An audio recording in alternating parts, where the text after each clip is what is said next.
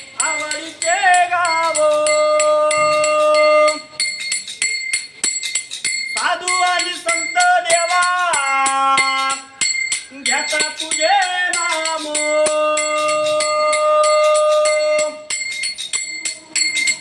विठ्ठल रे विठ्ठला नाम तुझे गोड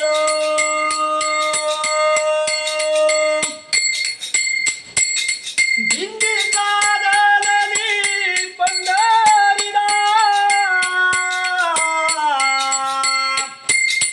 साधू संतांच्या त्या माहेराला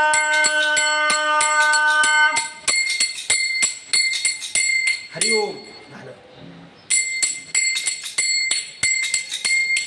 महाराज श्री स्वामी समर्थ जय जय स्वामी समर्थ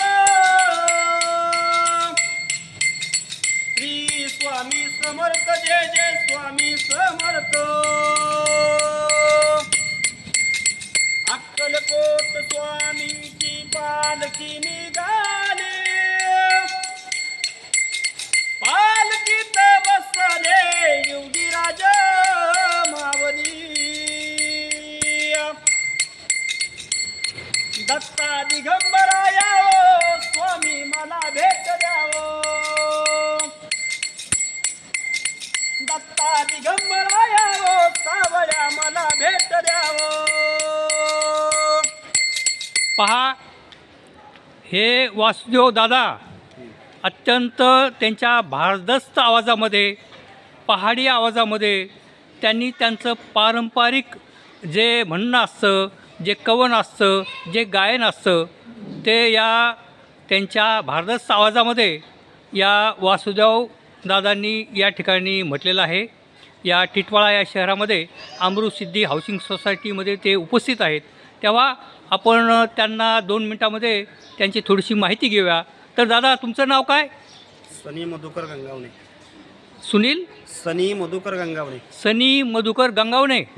आपण हे बालपणापासून म्हणजे ही तुमची परंपरा आहे, वासुदेव परंपरा आहे, तर त्या संदर्भात काही माहिती सांगा लोकांसा माहितीसाठी. काय आपली एक प्रथा आहे, वासुदेव म्हणजे शिवरायांच्या काळातली प्रथा, एकनाथ महाराजापासून तयार झालेली. आवाज मोठा. हां तर याच्यामध्ये कसं आहे, ही आमची पाठाची फेरी असते. आता पाठ कोणी उठत नाही हां हां.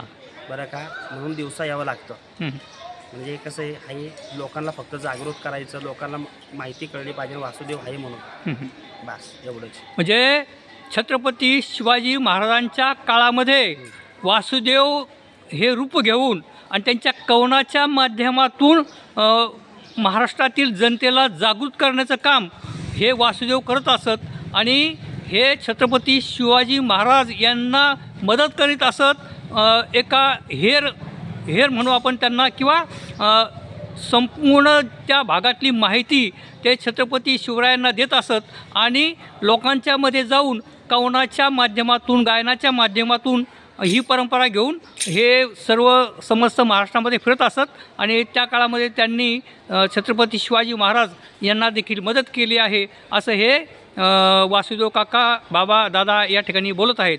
तेव्हा आणखीन काय सांगाल? आता खरं म्हणजे सकाळी पहाटेच हे वासुदेव गावामध्ये, ग्रामीण भागामध्ये येत असतात. आम्ही लहानपणात ऐकलेलं आहे. किंवा मुंबई शहरामध्ये देखील पूर्वीच्या काळात अगदी पहाटे 5लाच हे वासुदेव फिरत असतात. परंतु आता बाकी थोडं सगळंच बदली झालं आहे, त्यामुळे तुम्ही बदली झालात, जरा उशिरा येतात, काय हरकत नाही. तेव्हा आणखीन काय तुम्ही बोलाल या परंपरेच्या संदर्भामध्ये? काय एवढं. बरं, तर ही परंपरा आहे, यांनी ती चालू ठेवलेली आहे. तेव्हा मायबाप सरकारने बाकी या जे वासुदेव जे परंपरा चालवणारे जे पंथ आहे, त्यांचा जो समाज आहे, त्या समाजाच्या उन्नतीसाठी शासनाच्या वतीने देखील त्यांना मदत होणं गरजेचं आहे. त्यांच्या मुलाबाळाचं शिक्षण असेल आणि त्यांचं जे त्यांच्या गावाकडे त्यांना एक पक्क्या पद्धतीचे घरं असतील, किंवा त्यांच्या या पुढील काळामध्ये शिक्षणासाठी सरकारने मदत केली पाहिजे आणि ही परंपरा देखील टिकली पाहिजे असं सरकारला वाटतं. आणि ही परंपरा टिकवण्यासाठी अशी जे मंडळी अजूनही अभ्यासपणे हे त्यांची परंपरा टिकवण्याचं काम करतात, त्यांना देखील शासनाच्या वतीने मदत झाली पाहिजे असं मला वाटतं. मी माधव गायकवाड, राजकारण आणि समाजकारण चॅनलच्या माध्यमातून या वासुदेव काकांचे आभार मानतो. धन्यवाद. चला, श्री स्वामी समर्थ.